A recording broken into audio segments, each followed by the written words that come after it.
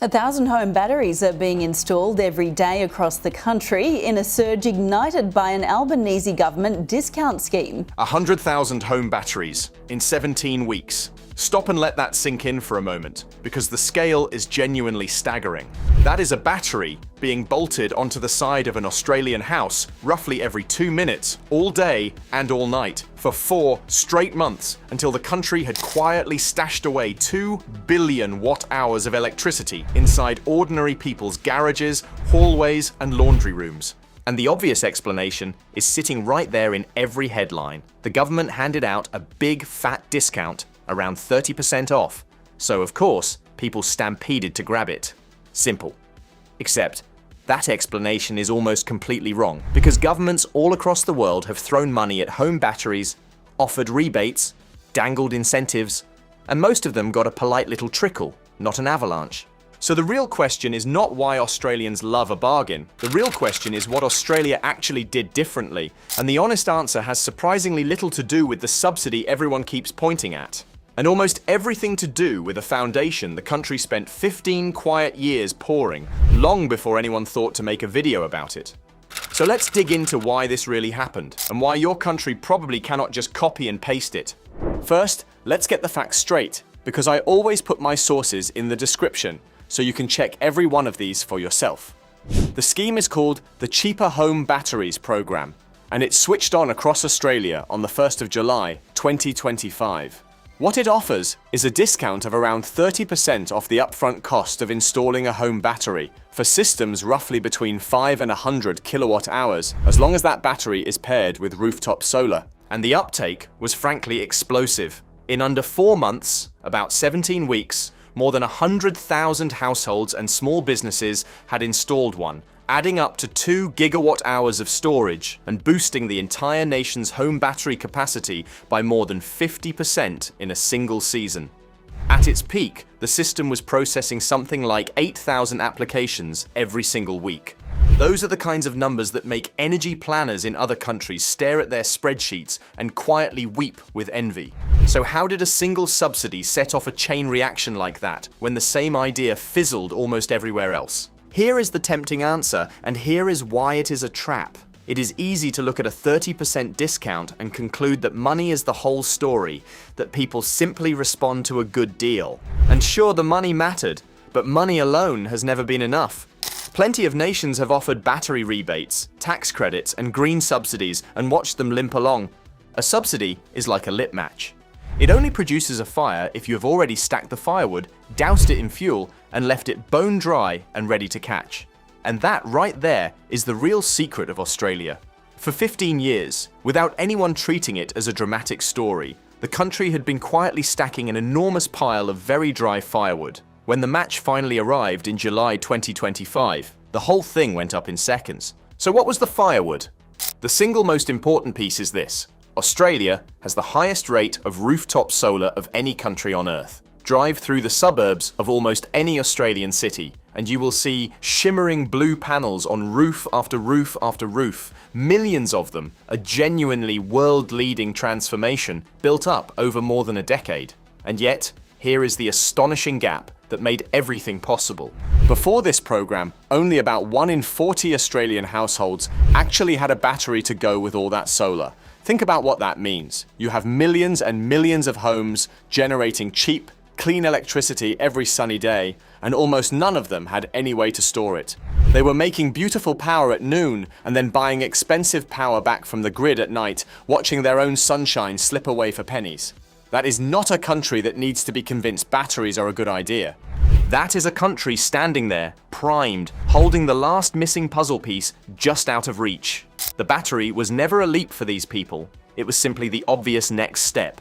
And notice the clever detail baked into the rules. The rebate legally requires you to have solar panels, new or existing, to qualify. The whole program was deliberately designed to sit on top of that solar foundation, not to build from nothing. And the economics underneath had quietly turned ruthless in the battery's favor, which is the second layer of dry firewood. Australia has some of the highest electricity prices in the wealthy world, and they have kept climbing. So every kilowatt hour you can avoid buying from the grid is real money staying in your pocket. At the same time, the reward for selling your excess solar back to the grid, the so-called feed-in tariff, has collapsed to almost nothing. Years ago, exporting your midday solar earned a nice little payment, so there was little reason to store it. But once that payment withered away, the entire calculation flipped. Suddenly, it made far more sense to hoard your own sunshine in a battery and use it yourself in the evening than to hand it to the grid for loose change. Add in a country drenched in sunlight and a housing landscape dominated by detached, owner-occupied suburban and regional homes, people who actually own their roofs and their walls and can do what they like with them. And you have the perfect financial storm. For a huge number of Australians, a subsidised battery didn't just feel green. It felt like a no-brainer investment that would pay itself back. There is even a hidden grid-level reason this all made so much sense, and it is a lovely piece of energy physics. When a country installs that much rooftop solar, something strange happens to its electricity in the middle of the day. Around noon, on a sunny day, so much solar power floods the system all at once that daytime electricity becomes almost worthless. Sometimes the grid is practically drowning in it. Then, as the sun sets and everyone comes home to cook dinner and switch on the lights, demand spikes hard just as the solar vanishes, and expensive backup power has to roar in to fill the gap. Engineers call the shape of this daily pattern the duck curve. A home battery is the elegant fix for exactly this problem. It soaks up that near-free midday sunshine and quietly releases it during the pricey evening peak, saving the household money and easing the strain on the whole grid at the same time. So the batteries weren't just good for the families buying them. They were exactly what an over-solared grid was crying out for. But a primed population and perfect economics still do not explain the sheer speed, that battery every 2 minutes tempo. And this is where Australia did something genuinely smart that most countries completely overlook, and it is almost boringly practical. They did not build a shiny new bureaucracy to run this program. Instead, they bolted the batteries onto the back of a scheme that already existed and already worked, the same tried and tested framework that had driven the solar boom in the first place. That meant the approved product lists, the safety standards, the installer accreditation systems, and the whole machinery for issuing and trading the certificates that fund the discount were already built, already running, already familiar to everyone in the industry. The regulator reportedly had just a 3-month sprint to get it going, and they could because they were not starting from scratch. On top of that, Australia already had an army of roughly 9,000 solar installers, around 4,500 of them already qualified to fit batteries, with about 100 more getting accredited every week. The workforce, the supply chains, the retailers, all of it was already in place from the solar years. And then they did the one thing that quietly makes or breaks any program like this. They removed the friction.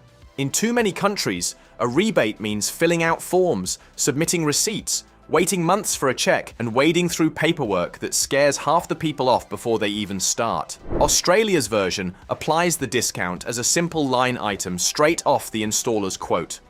The installer handles the certificate paperwork behind the scenes. For most customers, there is essentially nothing to fill in. You just see a cheaper price and say yes. That sounds like a small administrative detail, but it is enormous. Making the good choice, the easy, effortless choice is one of the most powerful levers in all of policy, and they pulled it hard.